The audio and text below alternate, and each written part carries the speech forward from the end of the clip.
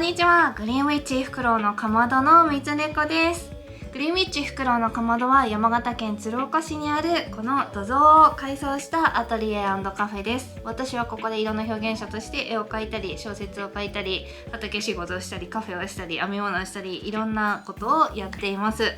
で、今日はニッティングプランのお話をしていこうと思います。私は今年2025年月に1枚上を編むという目標で取り組んでいます。この動画では3月に完成したものと、あと4月、今月に取り組んでいる、ニッティングプランのお話をしたいと思います。いつもこのチャンネル、この動画をご覧いただいている皆さん、本当にどうもありがとうございます。本当に私いつも励みになっております。チャンネル登録、高評価ボタン、そしてインスタグラム、スレッズフォローなどですね、どうぞよろしくお願いいたします。もしよろしければチャンネル登録をするときに通知をオンにしていただけると嬉しいです。コメントを引き続き大募集中です。皆さん何を編んでらっしゃるか私もすごく気になっておりますので、ぜひぜひいつでもコメント、どんなコメントも大歓迎です。ではまずは3月に完成したものからご紹介させていただきたいかなと思います。まずは、今年の目標であるウェアですね。今着ています。こちらラルゲット完成しました。めっちゃいいこれラルゲット本当にいいです。皆さんもう編んでください。ぜひちょっと着画もご覧いただきながら、こんな感じのですね、着用感になっていて、結構ね体にフィットするんだけれども、すごくね着心地がいいというか、窮屈な感じは全然しなくって、なんかもう本当になんかこう包まれてるような感じっていう感じです。で、私はですねこちらサイズ2を編んだんですけれども、使用している糸がレインヤンさんのソックヤーンと、あとはレインヤンさんのアルパカループのレースのウェイトの糸を引き揃えて、2本で編んでいるっていう形ですね。で、このね着心地がいいのは、このねラルゲットのパターンのなんていうのかな、編み方というか、目数というかですね、そういう形的な問題と、プラスこのレインヤンさんのこのねこのもちもち手触りめちゃくちゃいいんですよ。これソックヤーンっていうのは、フィンガリングウェイト、中細くらいの糸ですよね。で、それにアルパカループっていう本来はレース糸なので極細糸なんですけれども、アルパカのループってこんな感じでね、毛足が立っていて、こうループ状になっているので、本来ねこの針はですね 5.5mm の針で私は編んでるんですけれども、本来だったら多分ね編み目がこうスカスカになってしまうと思うんですけれども、このアルパカループのこのくるくるくるのおかげでなのかね、全然ねその編み目のスカスカ感なんて全然ないですよね。そう見えない。だからねめちゃくちゃいいし、あと軽さがめちゃくちゃ素敵だと思います。レインヤーンさんのソックヤーンですね、そっちの方は 174g、 そしてアルパカループの方は 75g 使っていますので、250くらいなのかなね、だいたいガバ計算ですけどはい、それがねとても軽くて、でそれが着心地がいいっていうのにねなってるんだと思うんですよね。でさらに言うとめちゃくちゃあったかいです。やっぱりアルパカループだからめちゃくちゃあったかいで、だけど別になんかこうモコモコしてるわけでもないっていうので、こうさらっと薄手のものをさらっと着れて、でなおかつあったかい軽いっていう私の好きなタイプの本当にセーターになったと思います。でこれは冬服用に作ってるので、中に何か着る前提で、着るのでチクチク感は私は気にしないタイプなんですが、多分アルパカだからチクチクしちゃうなって感じる方はいらっしゃると思います。なのでそういう時は中にシャツを着たりとか、インナーでなんとかやって着るっていう感じになるのかなと思いますが、外をね触る分には全然大丈夫だと思います。なんか柔らかいっていう感じだけど、こう身につけた時にこの肌にね、この内側から肌にこう毛が貫通してくるとちょっと痛いっていうかチクチクしちゃうなっていう方はいるんじゃないかなと思います。でこのラルゲットのパターンはですね、多分ねいろんな糸と糸のその引き揃えの組み合わせ方っていうのはあると思います。だからモヘア使う人もいれば、こういうアルパカループ使う人もいれば、工業紙とかでも全然できちゃうと思うんですけれども、それによって多分ね表情とかは全然変わると思うし、夏向きなのか冬向きなのかみたいに変わってくるとは思うんですが、もう本当にねこれはね、もう秋冬春って着れると思います。はい。ただねちょっとねどうですか私ピンク大丈夫ですか？ちょっとなんかこれ着て最初鏡見た時やばいピンク似合わないかもってちょっと思ったんですけれども、多分ね画面で見る限りだとピンクに見えてると思うんですけれども、ところどころですねくすんだですね黒というかグレイというかね、ピンクグレイッシュみたいな色がね手染め板なので、そこに入ってくるので、もう完全ピンクというわけじゃないので、私ピンク似合わないなって自分で思ってるタイプなんですけれども、このピンクだったら大丈夫かなっていう感じもあります。なんかでもこのアルパカループのふわふわ感とピンク色っていうのはすごくマッチしてると思うので、なんか違和感なく着れるような感じですかね。なんか着画だと黒いパンツに合わせたんですけど、スカートとかの方がねシフォン系の黒いスカートとかの方がこれはあったかなという感じではありましたが、でも全然スポーティーでもいけるしね、デニムとかでも全然いいんじゃないかなと思ったりなんかしますね。でそれで使った糸量なんですけれども、さっきね重さの話をしましたが、この、ソックヤーンの方ですね、2稼でできています。2稼あれば余るくらいで編めるよっていう感じで、こっちのアルパカループの方ですね、引き揃えたレースウェイトの糸の方は 75g 使っているので 100g1 稼あれば足りるっていう感じなんですけれども、糸長的にはこのアルパカループは 600m 私は使ってるみたいなんですよね。でレインさんのやつはアルパカループなんですけれども、私が手持ちで持っている糸で同じようなこのループ系の、見えるかな、ループこうくるくるってなっているループ系の糸、これメリノブークレなんですけれども、こちらってアルパカのやつよりもちょっと太い 600m 1稼 100g のやつなんですよね。そうだからこれ1稼でギリ足りるってい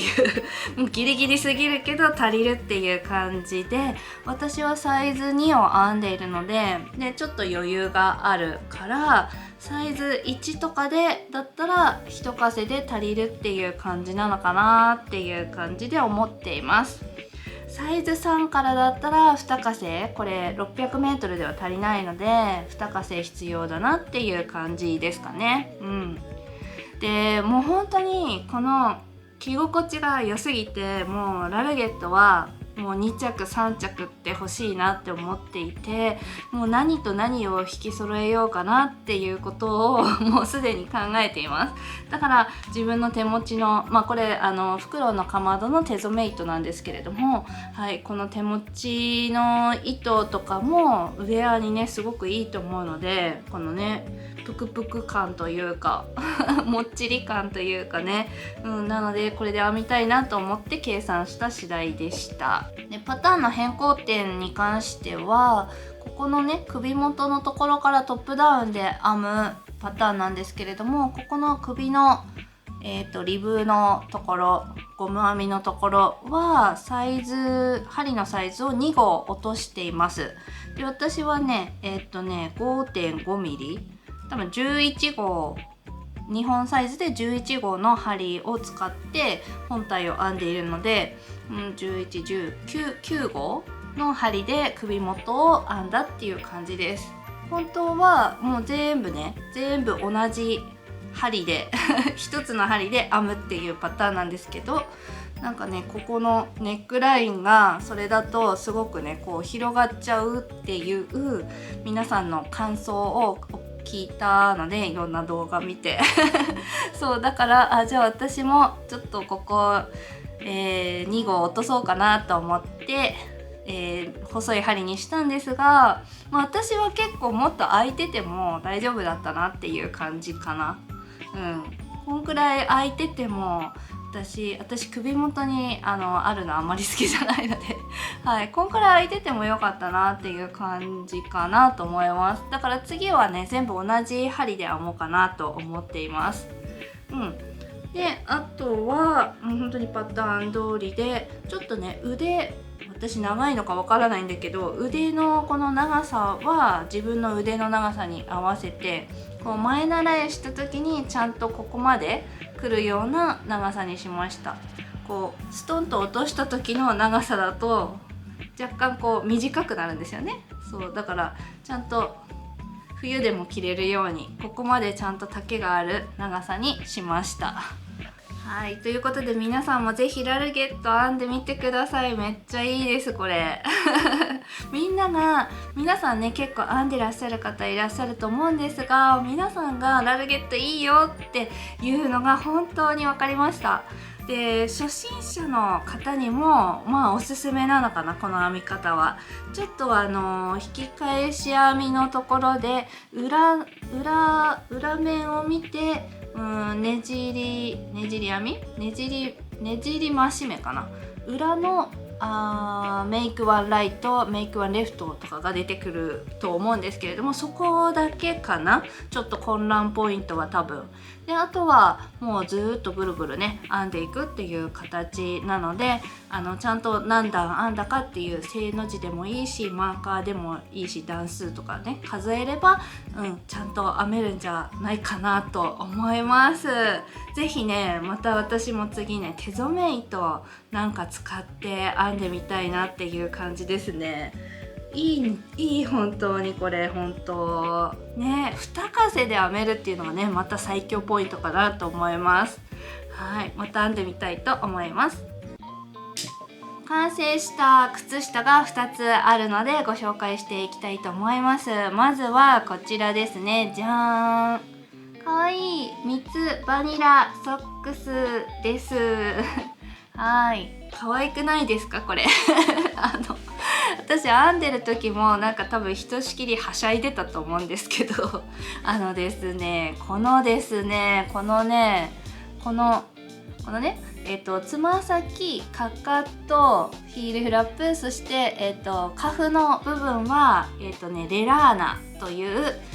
系統、ツイードの糸だったかなを使っているんですけれども、それ以外のねここの本体の部分は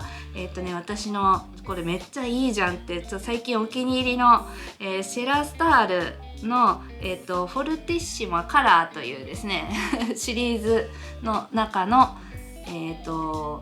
統ですね。でこれがですね、ちょっとわかるかな、このね赤と白に見えてるところがあると思うんですけど、ここね真っ白じゃないんですよ。ところどころねちょっとこう赤が混ざって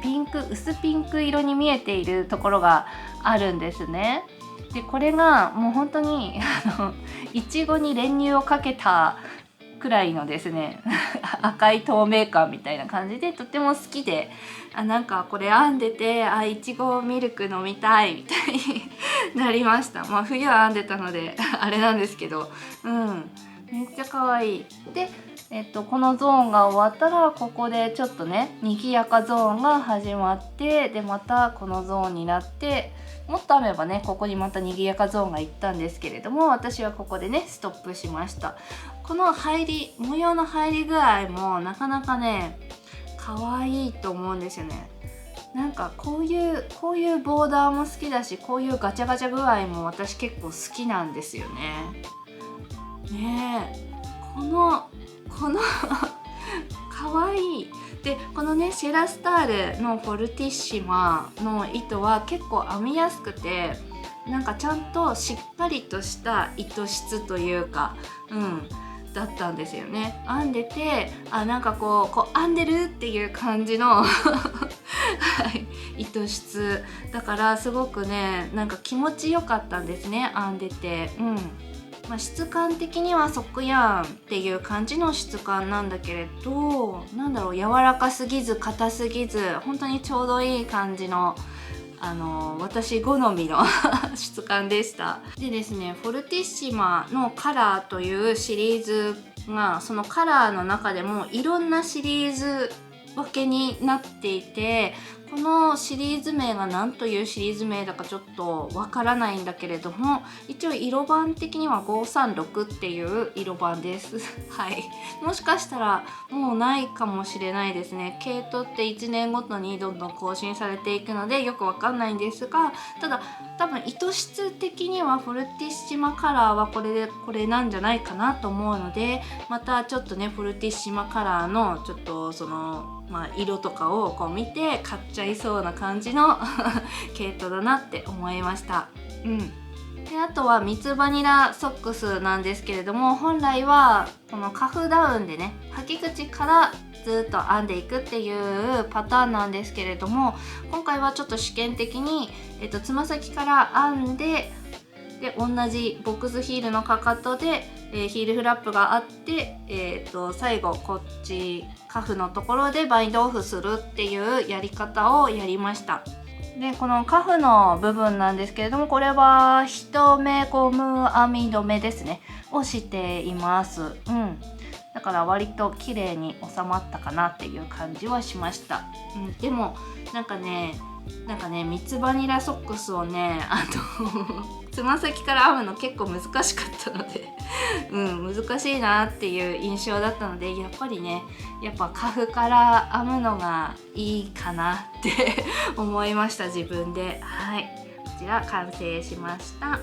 もう一つの靴下はこちらです。じゃーん、かわいい。これもね、こちらはですね、こちらもミツバニラソックスなんですけれども、ミツバニラでちょっと遊びですね。つま先から編んでいって、ここはラウンドヒールにしてヒールフラップがあって、でこの足首の部分はちょっとこれは3×1 のリブかな自分で編んどいてよく分かってない。 3×1 のリブで、履き口のところは 2×2 で編んでますね。で最後に JSS バインドオフしてる靴下になります。でね、この靴下なんでかわかんないんですけど、編み始めたのが去年の4月ってなってて、ラベリー見たらそんなに私ウィップ編みかけしてたのみたいなちょっと驚きだったんですけど、これが長いこと放置っていうか、なんて言ったらいいんだろうな、ちょくちょく編んでたんですけど、モバ編みのさらに2番手みたいになってたせいなのかあんまり進みが遅くってですね、あんまり編めてなくて、ちょっと時間がかかったなっていう感じでしたね。でも完成できてよかったです。でこちらはですね、使っているのがオスターマンのステップ4というこの本体の糸を使ってます。オスターマンもねめちゃくちゃ好きです。何が好きってこの柄このスクラッピーな感じ、こう編むだけでこのねスクラッピー模様が出てくるっていうのがめちゃくちゃいい。ショートピッチでね出てくるのがねすごく可愛いなと思います。でこのね幅の太いところと幅の細いところっていうこのねリズミカルなところもすごく好きで色合いもブライトカラーで私好みっていうもう本当にこのステップ4もシリーズたくさんあると思うんですけど、何のシリーズだかよく分かってないんですけれども、はい、この柄のやつがすごく好きで、はい、買いましたねこれ。でそしてつま先はラナグロッサのメイレンウェイトのソジャかな、ソジャっていうピンク色の糸を使っています。でそしてこのオレンジのところはオパールのオレンジ色の系統ですね、を合わせてみました。はい、これもねつま先から編んでて、最初ピンクで行ったんだけれどもピンク馴染みすぎだなと思ってかかとからオレンジに変えたっていう形ですね。これ狙ってこうなってるわけではありません。飽きたんです。はい。で、オスターマンの糸も私すごく好きなんだけれども、ちょっとね1点だけ言わせてもらうと、これはすごく柔らかい系統なんですね。そう柔らかいのでなんていうかこう、私はメタル針で確かヒヤヒヤのシャープの輪針で編んでいたんですけれどもね、左右同時編みで編んでたんですが、なんかね柔らかいからどんどんこうくるくるしちゃって、すごく編みづらかったなっていう印象はありました。で多分履いたら柔らかいのですごくね履き心地自体はいいと思うんですけれども、編んでいる最中の感覚としてはちょっと柔らかすぎて、こうなんていうかこう指とか針とかで伝わってくる振動だったり音だったり、重みだったりがちょっと物足りないなっていう風に思ってしまいました。ただ私メタル針で編んでたので、これが木とか竹とかだったらもしかしたらもっとちゃんとね感覚が私に伝わったかもしれないので、もし次オスターマンの糸を編む時はリッケとかですね、そういう、木の針とかで編んでみたいかなと思います。柄はめちゃくちゃいいので、もう本当にいいと思います。大好きですオスターマンね。この絶対靴下にしか向かないじゃろっていうくらいの柄のガチャガチャ感ね、とんがってますよね。めっちゃ好きです。はい、ということで、はい、こちらオスターマン編んでみました。3月は私東京に出張があったりとかで、ちょっとね完成品があんまりないんですが、その代わり始めたキャストオンしたものは結構たくさんあるのでご紹介させていただこうかなと思います。それでは4月に取り組んでいるウェアからご紹介したいと思います。こちらです。じゃーん。これはピューロカーディガン。これ裏から背中側ですね。背中側をお見せしています。カーディガンですね。ピューロカーディガン。はい、こんな感じで黒っぽい感じではい、作っています。で、今現在ですね、この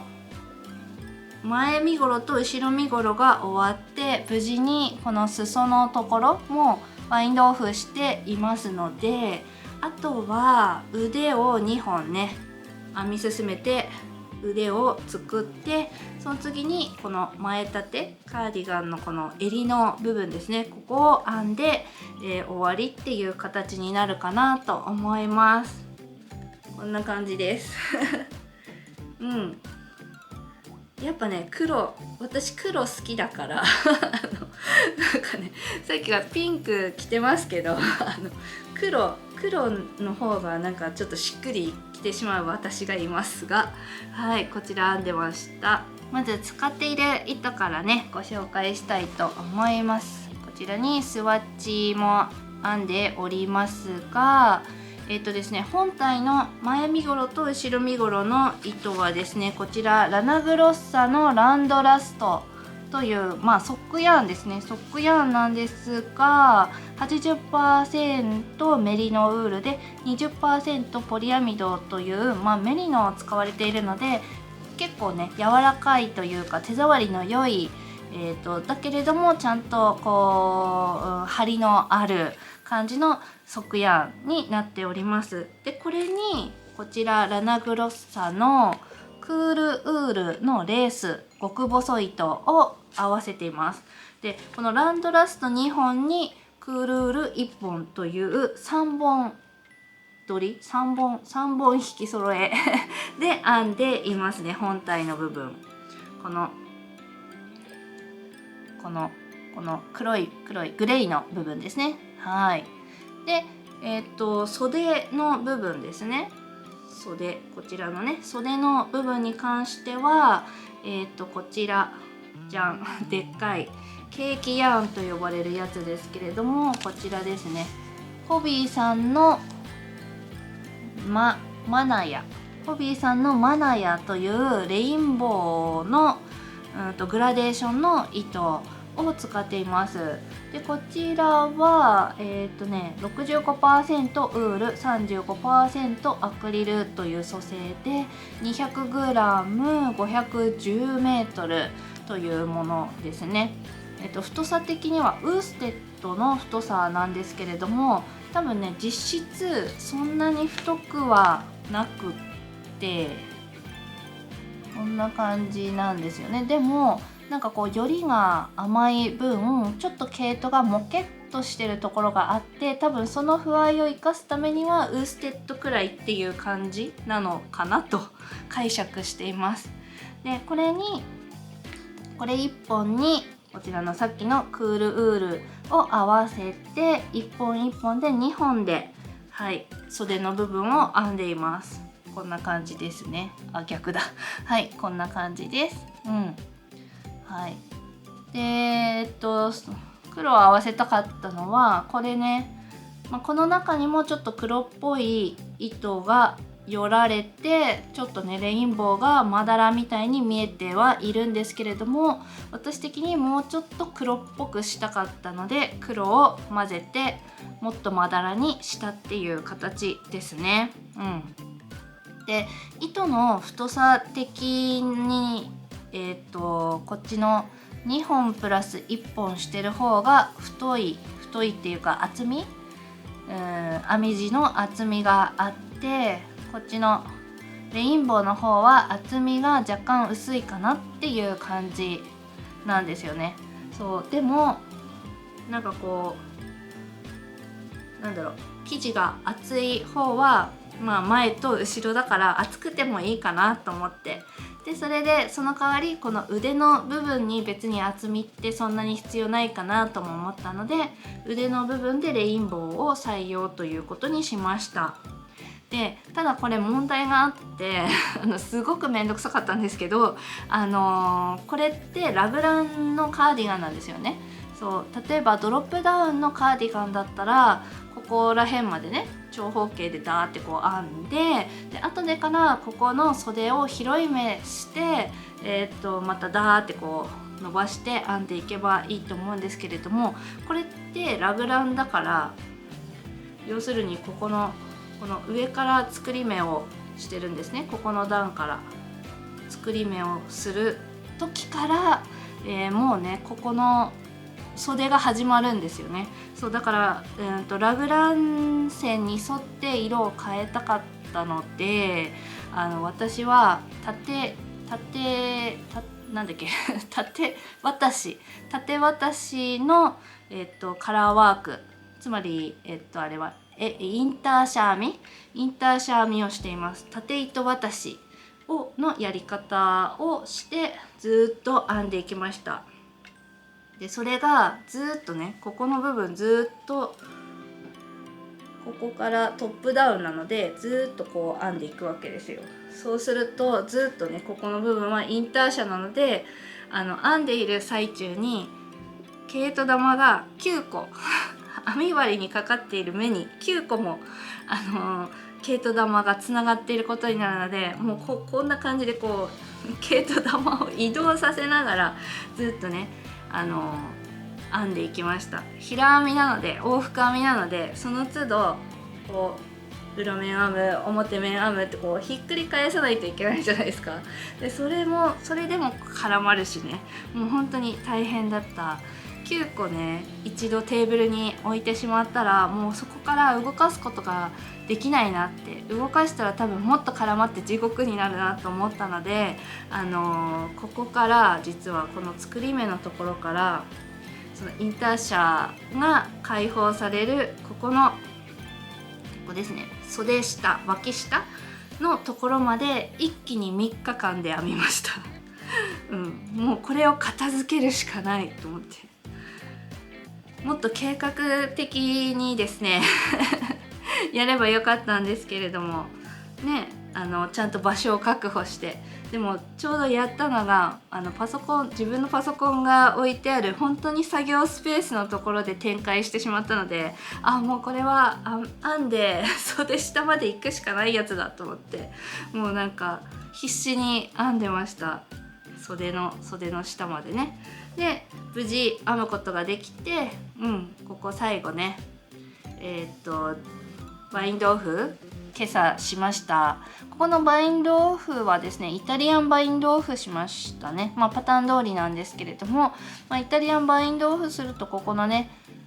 一番端っこのところに若干こうポコッと厚みが出て綺麗に収まるなっていう感覚ですね。もっと簡単に済ませてもよかったんだけど、多分このパターンだとそのポコッと厚みがあった方がいいんだろうなと思ってパターン通りにしました。であとはね袖と前立てなんでもう本当にゆるゆる編んでいけるなと思いました。使っている糸に関してなんですけど、このクールウールってめちゃくちゃいいなと思って、これレース糸なんですけど、これの多分フィンガリングとかスポートとか DK とかあると思うんですけど、なんかねこれめちゃくちゃ手触りいいんですよ。これの組成がメリーの 100% なんだ。メリーの 100% なんです。もう本当に手触りが良いので、これってちょっとまた別のですね、太さ考えながら別のウェア編むのいいなって今のところ思ってます。次にもう一つ大物を編んでいたのでご紹介させてください。こちらです。じゃーん。こちらはショールガーターブリーズというスティーブン・ウェストさんのパターンです。やっちゃったよ。やっちゃったね。月に1枚上を編むって言って、もちろんそれも欲しくてやってるんだけれども、なんかこうねうずいちゃってね、色合わせしたくなっちゃって、今私の気分にぴったりなパターンないかなって、やっぱりスティーブン・ウェストさんのパターンを探しましてですね、こちらガーターブリーズっていうショールを編んでおります。今のところこんな感じで、まだ全然小さいんですけれども、これからもっと大きくなるのかなっていうところです。このガーターブリーズはずっとガーター編みです。ガーターブリーズというくらいガーター編みです。こんな感じでできております。2段ごとにボーダーストライプ模様になっているっていう感じで、でもパターンを見ると別にストライプ模様にしなくてもいい的なことも書いてあったんですけれども、私はその、パターンのまんまストライプ模様でなんとなくまだらというかグラデーションに、なっていくような感じを演出したいなと思ってやってました。でねこれはこの1つ目の色、このピンクに見えているところですね。このピンクに見えているところが1つのセクションで、次がこの白とグレーのセクションが第2段階目で、もう一つ何色と何色っていう第3段階目のセクションっていう3つに分かれていて、で私は今第2セクションの途中っていう感じで引き返し編みでどんどんね増えている目が増えてどんどん大きくなってるっていう形ですね。でこれはですね、私のその夫の母、義母ですね、義母にプレゼントしようかなと思って編んでいるショールになります。で針は 4mm を使っていますね。 4mm の針でちょっと緩めな感じなのかな。柔らかく編んでいるっていう形になります。で、使っている糸なんですけれども、まずはアルパカの糸からご紹介すると、ピンクの糸はこのアルパカのちょっとくすみピンクの色で、もう一つがライトグレーですね。ライトグレーの糸を使っているっていう感じですね。このピンクとこのグレーですね。で、これに合わせている、ピンクに合わせているのが、これ私の手染め糸ですね手染め糸です。もしかしたらもう染めないかもしれないんですけれども、こちらリチアウンモというタイトルをつけた、赤紫グレーの、お糸ですね。こちらで編んでいます。ピンクと合わせることによって若干ね、この絶妙なこのグラデーションというか、ちょっと影っぽく見えるっていうところが素敵だなと思ってます。で、もう一つここのね、白に黄色のポツポツが見えている部分がですね、こちらの糸です。こんな感じの糸で、こちらはアクアマリン、私の手染め糸アクアマリンという糸になります。白ベースなんですけれども、ところどころに黄色と、あとは水色が入ってきているような糸になってます。だから控えめに可愛いこんな感じ、ちょぼちょぼ入っててめっちゃ可愛いって思いました。編んでて、これね、グレーが途中でストライプに入ってるからちょっとわかんないけど、これ一色でね編んでも絶対可愛いなって思う感じでした、こちらね。はい。で、もう一つが途中で飽きて第2セクションの途中で飽きてなんで飽きるんだよっていう話なんですけど、ちょっと色を変えました。白で編んでたところをこちらの水色の糸に変えました。こちらも私の手染め糸で凍える朝っていう色ですね。こんな感じ。この絶妙な水色とこのムラ感がある糸です。これもうちょっとちゃんと編んでですね、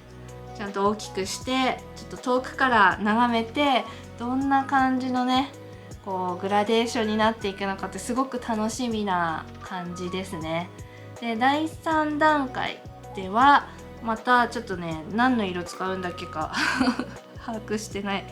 まだちょっと忘れちゃったんですけれども、私のラベリーのプロジェクトページのメモ欄にABCDEF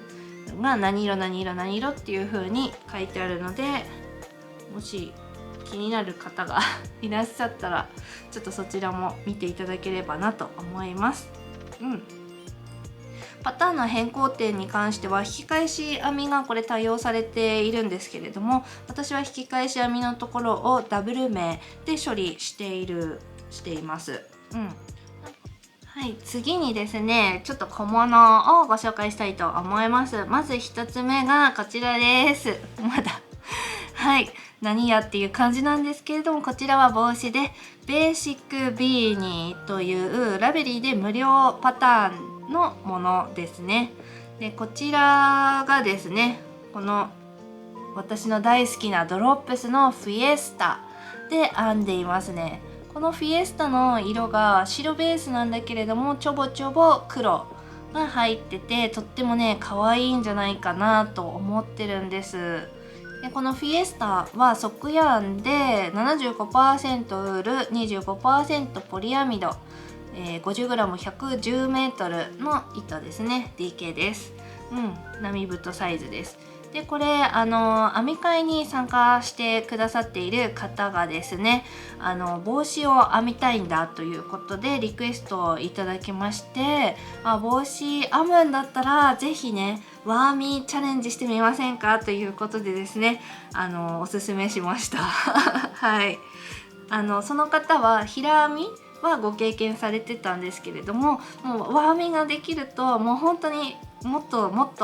なんか選択肢というかね、いろんなもの編めますよって、いう話をしましてですね、この輪編みでマジックループで編んでいるっていう形です。なので私もその方と一緒に同じ帽子を編んでるっていう形ですね。これサンプルでここにね飾っておこうかなと思うんですけれども、まだ私はこのリブのところ数段しか編めてない。1,2,3,4段しか編めてないですはい、でもねその方はねもうね減らし目の手前くらいまで行ってて、もしかしたらもう減らしてるかもしれないんですけれども、それを3つ編んでるっておっしゃってたので、わすごいなと思って、はい。で針は 4mm の針を使っていますね。で多分帽子なのでちょっとこれどのくらい必要なのか、1玉で足りるのかちょっと分かんないんですけれども、2玉で、手持ちにあったので、それでちょっと編んでいきたいかなと思います。でこのベーシックビーニーのパターンがめちゃくちゃいいパターンで、ラベリーの無料パターンなんですが、輪で編む編み方プラス平で編む編み方、平で編んで最終的に、横を、多分ハグのかな、閉じるのか、よくわかんないんですけど、はい、平で編むやり方両方載ってるんですよね。そうだから、もし輪編みでもしダメだなっていうふうに思ったとしても、平で後で閉じるっていうことも選択肢があるので、すごくいいパターンだなと思いました。で構造的にはこのかぶり口のところは一目ゴム編みなんですけれども、このなんだ帽子の部分はメリヤス編みでできているので、初心者の方にもとてもいいパターンなんじゃないかなと思いました。で一応ちょっとね誤解のないように言及しておきたいんですけれども、編み会は編み物教室ではなくってその方が帽子を編みたいっていう風におっしゃって、このパターンいいんじゃないですかっていう感じでおしゃべりしたっていう形だったので、別にねこのパターンで教えてるっていうわけじゃないのでよろしくお願いします。はい、私も一緒にね帽子編みながらちょっと冬の支度、冬の備えを今からやっていきたいなと考えています。次の編み会でもきっと帽子編めます。次に靴下のモバ編み用で編んでいるのがこちらになります。じゃん、ミツバニラソックス。めっちゃ可愛いのこのね手染め糸、こちらはファイバーエスキスさんの手染め糸千本の洞窟へという、カラーナンバーになってます。はい、もうめっちゃ可愛い本当に。でもうねこちら見てください。かかとが終わって今ねフットの部分を編んでいるっていう形です。でこれ L サイズ、ミツバニラソックスの L サイズを編んでいるので、まだもうちょっとこのフットの部分を長さ出してからのつま先っていう風になっていくと思うんですけれども、なんせモバ編みで編んでいるのでそんなに進みが遅いっていう感じなんですが、はい。でもねすごくねこれはね、まずファイバーエスキさんの糸自体が編みやすいっていうことと、もう本当に編んでて楽しいし色の癒しっていうのがすごくくるなと思います。だからもう疲れたなって思う時にねちょうど緑だし、これ編むとちょっと癒されるっていう形になってます。はい。で、合わせたこちらねつま先、かかとでカフの部分で合わせた色というのがラナグロッサメレンメイトメリノエクストラファインという糸のオレンジっぽい色。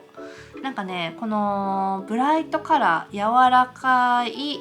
ビビッとまでいかない柔らかいカラーですね。この色がこのねラナグロッサのメイレンウェイトメリノエクストラファインに結構あるんですよね。だからオレンジだけでも結構あるんですけど、はい、もう本当にこういう系の色は結構いろんなものに合いやすい。ビビットにも合うしライトカラーにも合わせやすいし、くすみカラーにも合わせやすいかなっていう感じなので、結構ねこのブライトカラーって重宝すると思うんですよね。で私自身もブライトカラーが一番好きだから自分の手染め糸ブライトカラー結構多いと思うんですけどブライトカラーね、だからすごく好きですね。で今回緑色だったのでオレンジで合わせてみて、ちょっと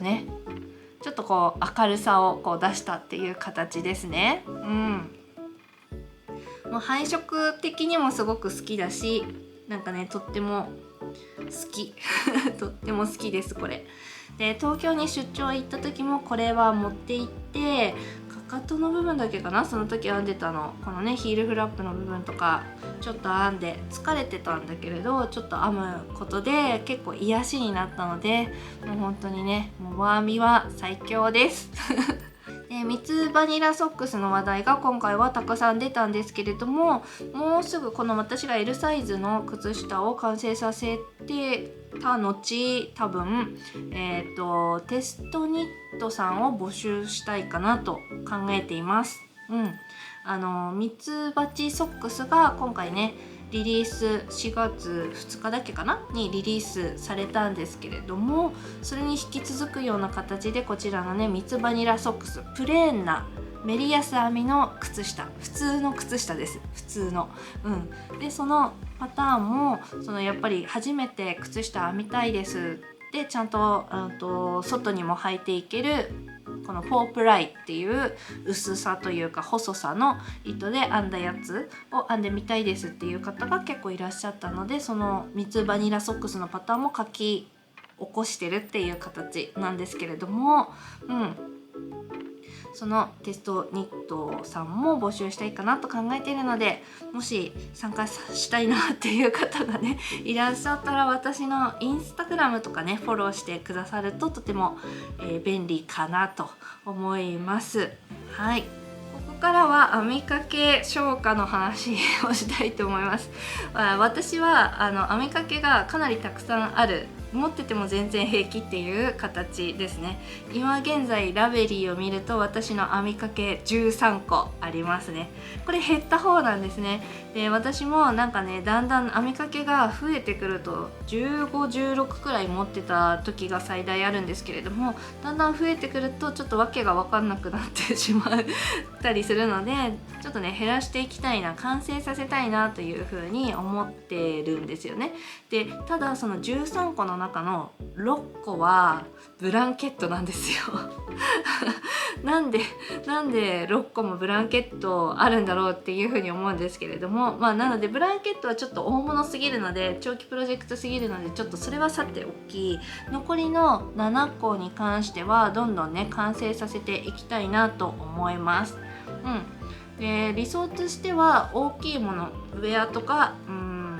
ショールとか大きいもの1つに対してちっちゃいもの、モバイル編み用でお出かけした時の待ち時間で編むもの、病院の待ち時間とか車の移動の時とかに編むものの、靴下ですね靴下を持っておくといいのかなというふうに思うので、靴下も2個くらいねプロジェクトあると便利かなと思うので、最低3個は手元に置きつつ、なんかちょっとショールも編みたくなるので4個くらいはしょうがないかなって許容範囲かなって思うので、あと3つはね完成させていきたいなっていう風に考えています。